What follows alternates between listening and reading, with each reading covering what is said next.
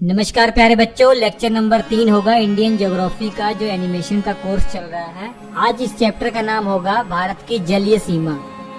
सबसे पहले तो ये जानिए, भारत की मुख्य तट सीमा की जो लंबाई है 6100 किलोमीटर है। पहले भी हमने बताया हुआ है। अगर कुल तट सीमा की लंबाई की बात करें, जिसमें जो अंडमान निकोबार द्वीप समूह है, लक्षद्वीप है, इन सबको भी इंक्लूड कर लिया जाए तो कुल तट सीमा की लंबाई 7516.6 किलोमीटर हो जाती है। भारत के 9 राज्य और 4 केंद्र शासित प्रदेश ऐसे हैं जो समुद्र से सीमा साझा करते हैं।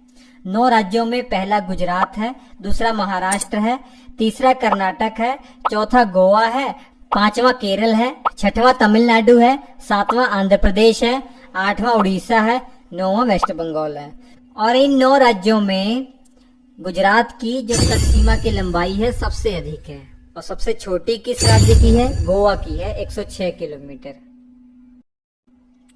4 केंद्र शासित प्रदेश जो समुद्र के साथ सीमा साझा करते हैं, अंडमान निकोबार द्वीप समूह है, लक्षद्वीप समूह है, पुदुचेरी है, और चौथा दादर नगर हवेली और दमन दीव है।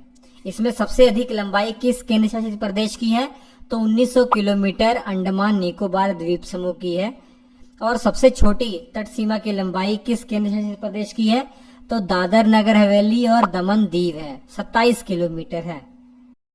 अब बात करेंगे भारत की जल क्षेत्र, मतलब हमारा समुद्र में कहाँ तक अधिकार है, ये हमें समझने का प्रयास करना है। सबसे पहले तो ये समझिए कि समुद्र में जो लंबाइयां नापी जाती हैं वो नॉटिकल माइल में नापी जाती हैं। 1 nautical mile is equal to 1.852 kilometre लगभग होता है।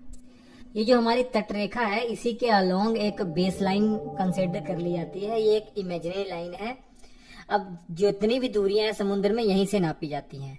इस बेस लाइन से जो 12 नॉटिकल माइल की जो दूरी है, ये वाला जो इलाका है, ये टेरिटोरियल सी या टेरिटोरियल जोन कहलाता है। इस पर किसी भी देश का उतना ही अधिकार होता है जितना जमीन पर अधिकार होता है। मतलब पूरे फुल राइट है, इस पर पूरे अधिकार है यहाँ पर इस क्षेत्र में। और यहीं पर अगर इस बेस लाइन से 24 नॉटिकल माइल की दूरी अगर कंसिडर की जाए तो ये जो इलाका है, ये जो क्षेत्र है, ये कंटिजियस जोन कहलाता है। यहाँ पे कुछ सीमित अधिकार होते हैं, कुछ कम अधिकार होते हैं। जैसे यहाँ पर सीमा शुल्क तो हम ले सकते हैं किसी भी दूसरी जहाजी बेड़ों से, लेकिन उन पर कोई मिलिट्री कार्रवाई नहीं कर सकते हैं। जैसे अगर जो टेरिटोरियल सी है उसमें अगर कोई बाहरी जहाजी बेड़ा आ जाता है तो हम उस पर मिलिट्री कार्रवाई के द्वारा उसको समाप्त कर सकते हैं, उस पर अटैक कर सकते हैं। लेकिन जो 12 नॉटिकल माइल से 24 नॉटिकल माइल के बीच की जो क्षेत्र कहलाता है ना, यहाँ पर कोई अगर जब बाहरी जहाजी बेड़ा आ भी गया तो हम उस पर अटैक नहीं कर सकते, उससे सीमा शुल्क ले सकते हैं। और इस इलाके में साफ सफाई का भी हमारे पास अधिकार होगा। अब इस बेस लाइन से लगभग 200 नॉटिकल माइल ये जो क्षेत्र है, ये एक्सक्लूसिव इकोनॉमिक जोन कहलाता है। यहाँ पे बहुत ही सीमित अधिकार है, बहुत कम अधिकार है। जैसे यहाँ पे फिशिंग करने का अधिकार है, कोई भी अपना अनुसंधान केंद्र हम बना सकते हैं, कुछ भी खनिज पदार्थ यहाँ से प्राप्त होते हैं तो हमारे देश का ही होगा। तो ये क्षेत्र आपको याद रखना है।